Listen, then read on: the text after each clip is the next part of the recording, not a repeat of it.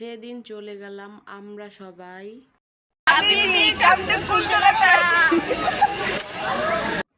পরিবারের সবাই মিলে একসাথে ঘুরতে গেলে তার মজাই আলাদা। আসসালামু আলাইকুম, হ্যালো এভরিওয়ান, সবাই কেমন আছেন? আশা করি সবাই ভালো আছেন, আল্লাহর রহমতে আমিও ভালো আছি। সেই দিন গেছিলাম আমরা কুঞ্জলতায়, তো এই ব্লগটি আমার দেওয়া হয় নাই, এডিট করতে পারি নাই, তাই ভিডিওটা একটু বড়, সবাই ধৈর্য সহকারে দেখবেন, তাহলে অন্য রকমের কিছু দেখতে পারবেন। ছোট ননদ জামাই আসছে 2 বছর পরে বেড়াতে, তাই বললো যে চলো আমরা ঘুরতে যাই। আমার কোনো ননদ জামাই বাড়িতে আসলে কোথাও গেলে আমাকে ছাড়া কিংবা ননদরাও আমাকে ছাড়া কোথাও যায় না। আমরা সেদিন গেছিলাম কুঞ্জলতা, আর কুঞ্জলতা হচ্ছে মাদারীপুর জেলা রাজোর থানা ইসিপুর ইউনিয়নের অন্যরকমের একটি জায়গা। আমার মনে হয় মাদারীপুর জেলার মধ্যে এত সুন্দর পার্ক কোথাও নাই। এটা হচ্ছে কুঞ্জলতা ফুড পার্ক। কুঞ্জলতা ফুড পার্কের সামনে এত সুন্দর গাড়ি পার্কিংয়ের জায়গা করছে। এখন এখানে তো দূর দূর থেকে একেবারে পিকনিকের জন্য মানুষ চলে আসে। যদি কেউ না আসেন অবশ্যই একবার আসবেন, তাহলে দেখবেন অন্য রকমের একটি জায়গা, খুবই ভালো লাগবে। বাচ্চাদের বিনোদন দেওয়ার মতো একটি জায়গা। যাই হোক, মনোরম পরিবেশ। ভিতরে আমরা ফার্স্টে টিকিট কাটলাম, আর টিকিট কেটেই তো ভিতরে ঢুকে গেলাম। আমি প্রায় 3-4 মাস পরে আসছি। এর আগে কিন্তু কুঞ্জলতার ভিডিও অনেকবার দেওয়া হয়েছে, আর এখানে আমি অনেকবার আসছি, কিন্তু এবার হচ্ছে 3-4 মাস পরে আসলাম। আসার পরে তো আমি পুরাই সারপ্রাইজ যে ভিতরে এত সুন্দর পরিবেশ করছে এখন আগের তুলনায়। আমার মনে হয় এটা আস্তে আস্তে আরও বেশি উন্নত হবে। যদি কারো মন খারাপ থাকে তাহলে কুঞ্জলতায় ফুড পার্কে চলে আসবেন, দেখবেন আপনাদের মন একদম ভালো হয়ে গেছে। বাচ্চাদেরও বিনোদন দিতে পারবেন, সাথে আপনারা বিনোদন নিতে পারবেন।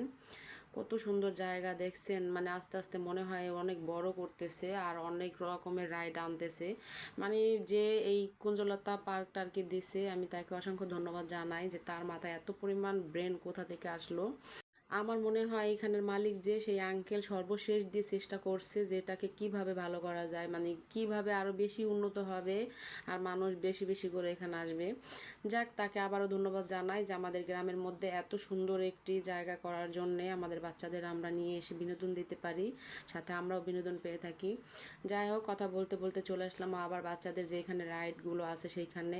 আগের তুলনায় অনেক রাইড এখানে এখন আনা হয়েছে, কি বলবো, এত কিছু নামও আমি বলতে পারি। ট্রেন আছে, দোলনা আছে, জাম্পিং আছে, ম্যাজিক নৌকা আছে, হেলিকপ্টার আছে, আরও ইত্যাদি ইত্যাদি। মানে ইত্যাদি বলতে কি বোঝায় আপনারা সবাই তো জানেন যে অনেক কিছুই আছে এখানে। জায়গায় জায়গায় এত পরিমাণ ফুল গাছ লাগাইছে যে কি বলবো, এত ফুল পড়ছে, ফুল গাছ দেখলে তো আমি একদম পাগল হয়ে যাই। যাই হোক, এখান থেকে হাঁটতে হাঁটতে যখন বাইরের দিকে গেছিলাম তখন দেখছিলাম মোটু পাতলু, আর মোটু পাতলু তো আমার খুবই পছন্দের। আমরা আসছিলাম দুপুরের পর পরই, কারণ আমরা বাচ্চাদেরকে নিয়ে আসছিলাম, আমার ননদের ছোট মেয়ে আছে ওকে নিয়ে আসছিলাম যাতে রাত হওয়ার আগে বাড়ি যেতে পারি। কিন্তু এখানে সন্ধ্যার পরের ভিউটা এত সুন্দর, মানে কি বলবো, চারোদিকে লাইটিং আর কি, লাইট জ্বালালে খুবই ভালো লাগে, এটা কিন্তু আগে বোঝা যায় না। আর এই যে দেখেন কত সুন্দর কুঞ্জলতা লাগছে।